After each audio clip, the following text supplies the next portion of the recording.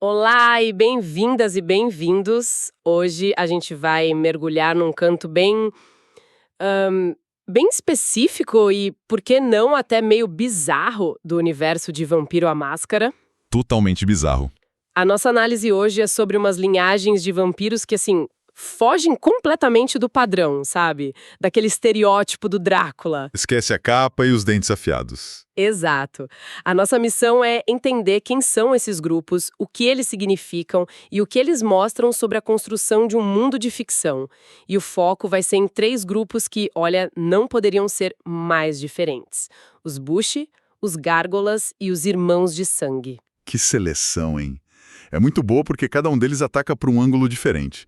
É quase como, sei lá, ver os criadores do jogo testando ideias que não cabiam nos clãs principais, sabe? Sim. A gente vai ter honra samurai, tragédia de monstro de Frankenstein e terror de mente coletiva. É um prato cheio. É um prato cheio mesmo. Então vamos começar com os Samurais da Noite. A primeira linhagem, os Bushi, que são descritos como uma das primeiras tentativas do jogo de trazer a cultura oriental para dentro do universo.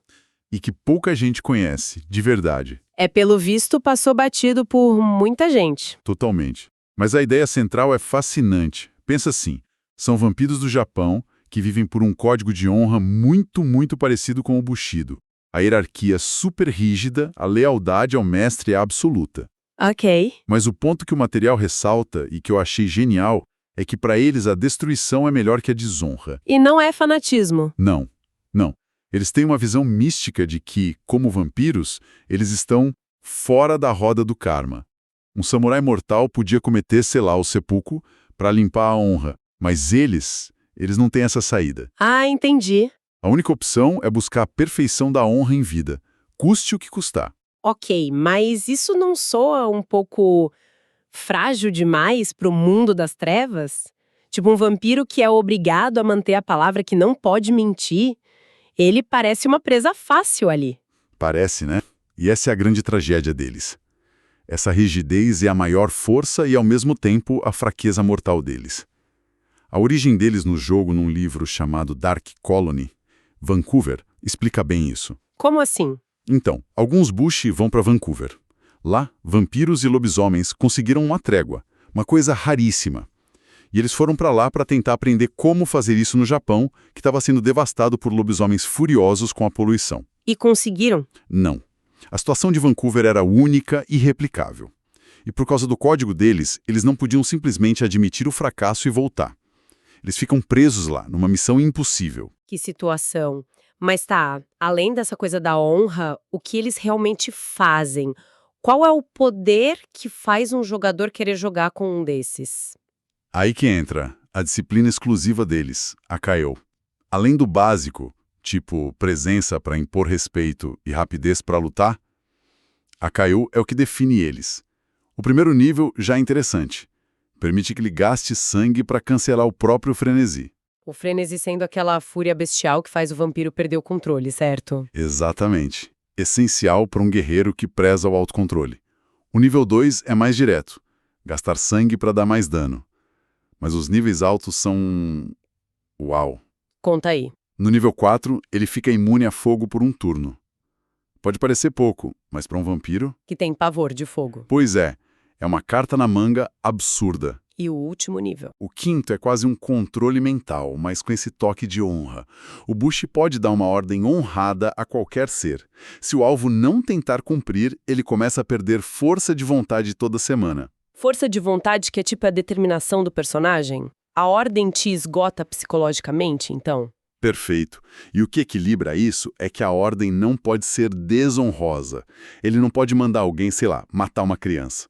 O poder está amarrado no conceito do personagem de um jeito brilhante. E isso leva a gente pro estilo de jogo que eles representam. O material chama de sobretudos e katanas. Isso me soa muito anos 90. E não é à toa. A gente estava no auge dos animes Blade, O Caçador de Vampiros, Matrix. O jogo estava claramente tentando pegar um público que queria ser mais Wesley Snipes e menos Lord Byron. Mais ação, sabe? Faz todo sentido. No fim, os Bushi foram meio que um experimento que ficou de lado, mas que é um exemplo fantástico de como o universo pode se adaptar. Exatamente. É fascinante ver um grupo definido pela escolha de seguir um código, porque o nosso próximo grupo, os gárgulas, são o completo oposto, a ausência total de escolha. Nossa, que transição! Da honra para tragédia pura. Vamos falar dos gárgulas, então. Um grupo que nasceu da servidão, da perda e que luta para se reinventar. A parte mais maluca é que, no começo, eles nem eram vampiros de verdade. A origem deles é puro terror gótico com body horror. Foram criados na Idade das Trevas pelos Tremere, os vampiros magos. E para entender o porquê, a gente precisa do contexto. Certo. Os Tremere eram novatos, odiados por todo mundo porque eles roubaram a imortalidade. A fortaleza deles, Seores, ficava nos Cárpatos cercada de inimigos. Eles precisavam de guardiões. E aí uma maga Tremere chamada Vitória teve essa ideia. E o processo que o material descreve. Peraí. Eles pegavam vampiros de outros clãs, costuravam os corpos uns nos outros e colocavam numa bolsa feita de útero de vaca. É isso mesmo. Que imagem! Isso é, de longe, uma das coisas mais bizarras que eu já ouvi nesse universo. É grotesco, né? E essa massa de corpos era incubada dentro de uma estátua de gárgula gigante, enquanto rituais apagavam qualquer memória que aquelas almas tinham. O resultado era uma criatura de pedra e carne, com lealdade programada. O jogo de computador Redemption até mostra uma cena dessas. É bem perturbador. Eu imagino. E ainda tem um detalhe esquisito. Quando um gárgula novo nasce, os outros da região vão até ele e lambem os fluidos do recém-nascido. É bizarro, mas faz sentido narrativo. É um ritual que cimenta a identidade coletiva deles, fortalece os laços dessa comunidade que foi criada do nada, mas essa servidão não foi eterna. Eles se rebelaram. Exato. Por volta do século XV, depois de séculos de abuso, eles começaram a desenvolver consciência própria e se revoltaram. Foi um golpe duríssimo para os Tremere. E como eles se viraram depois disso? Então, nos tempos modernos, os Tremere foram proibidos de criar mais gárgulas. Os que sobreviveram à rebelião se esconderam, formaram as próprias comunidades e descobriram que podiam se reproduzir. Eles aprenderam a abraçar mortais. Que é o jeito poético que eles usam para dizer transformar em vampiro, né? Exato. Eles se tornaram uma linhagem de verdade. Numa crônica de jogo, eles são complicados de usar como personagem de jogador. São muito poderosos logo de cara. Ah, é? Sim, tem super força, resistência, uma disciplina que manipula pedra, a viscerática e voo. Por isso funcionam melhor como aliados misteriosos ou antagonistas com uma história trágica. No fundo, a história deles é sobre a busca por um lugar no mundo. Seres que tiveram tudo roubado e precisam construir uma identidade do zero. É uma jornada de reinvenção contra todas as probabilidades. Uma jornada poderosa, sem dúvida. E sabe, mergulhar nesses universos de RPG, com toda essa complexidade e estratégia, exige uma mente afiada. Não é à toa que quem gosta de RPG geralmente é uma pessoa mais criativa, inteligente. E muito envolvida com leitura, né? Exato. É uma observação interessante. Esse perfil de pensamento crítico, de conectar informações, se aprofundar em sistemas de regras, combina muito com a dedicação que a gente precisa para estudar para desafios grandes como concursos e provas. Totalmente. É o mesmo tipo de foco. Eu vejo isso muito em quem está se preparando para passar no vestibular, num concurso público, em concursos militares, na prova da OAB e até na residência médica. É um mergulho profundo no conhecimento. Exatamente. E falando nisso, para quem é estudante e quer se preparar de verdade, entra agora em medcoub.com.br, baixa o app e aproveita o maior banco de questões do Brasil, com provas anteriores de todas as instituições, questões comentadas, resumos práticos, aulas completas e flashcards prontos para revisar onde quiser. Uma ferramenta para quem leva o conhecimento a sério, assim como numa boa crônica de RPG. Agora, vamos voltar para a nossa última linhagem, que explora um lado completamente diferente, a perda total da identidade. Isso mesmo. Se os gárgulas lutam pela individualidade, os irmãos de sangue abriram mão dela. Também são criações artificiais, mas dos Timiste, e o tema aqui é a consciência de colmeia. A mentalidade de massa. O conceito é direto e bem assustador. São grupos de 4 ou 5 indivíduos, todos fisicamente idênticos, tipo clones.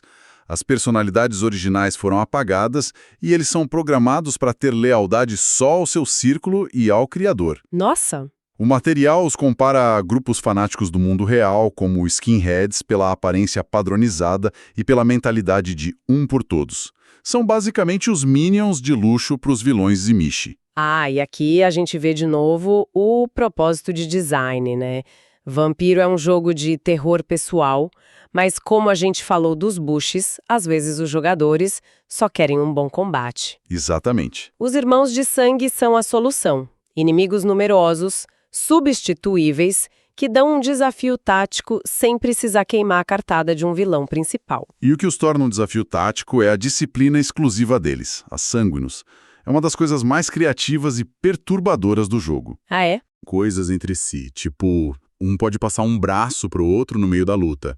De repente você tá enfrentando um cara com 4 braços. Pera aí, o quê? Ou um pode passar os olhos pra nuca do outro, tornando ele impossível de ser surpreendido. Que loucura! Visualmente isso deve ser incrível numa mesa de jogo. E não para por aí. Eles podem trocar geração. Geração sendo o nível de poder do vampiro. Exato. O círculo pode canalizar o poder de todos para um único membro, criando um campeão temporário. E no nível máximo, o círculo inteiro pode se fundir Se fundir. numa massa disforme e monstruosa de carne. Eu já usei isso numa crônica e a cara de pânico dos meus jogadores foi impagável. É um momento em que eles percebem que a coisa ficou séria de verdade. Mesmo sendo sacos de pancada de luxo, por assim dizer, existe uma crítica social aí, não? Com certeza. Eles são uma metáfora poderosa para a perda da individualidade, a obediência cega a uma ideologia e a violência que nasce da frustração de não ter uma identidade própria. É o perigo da mentalidade de massa encarnado. E fora serem guardas de vilões, eles têm outro potencial narrativo. Ah, o material sugere umas ideias ótimas. Imagina um círculo cujo mestre foi destruído.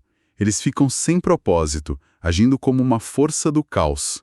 Ou, mais interessante ainda, um círculo que começa a desenvolver individualidade e se volta contra o Criador. Uau! Inclusive, um dos vampiros mais procurados do mundo, que está na lista vermelha, é um irmão de sangue que quebrou a programação e se tornou um indivíduo. A história dele deve ser fascinante. Nossa, isso é incrível.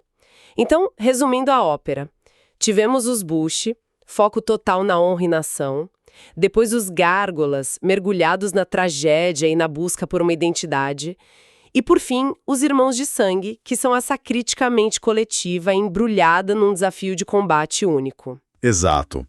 Cada um preenche um nicho muito específico. E essa análise das linhagens coadjuvantes, mostra como um mundo ficcional ganha vida nos detalhes. Eles não são os protagonistas do cenário, mas adicionam cor, profundidade e novas possibilidades de história. Isso só mostra que são os detalhes e os personagens secundários que realmente fazem o universo parecer real e complexo. Sem dúvida. E isso me deixa com uma pergunta. O material que a gente analisou deixa claro que essas linhagens foram criadas para preencher nichos, ação, tragédia, desafio de combate. Isso me faz pensar, em qualquer história, seja num jogo ou no mundo real, que personagens coadjuvantes a gente encontra por aí preenchendo os espaços que a narrativa principal deixa vazios.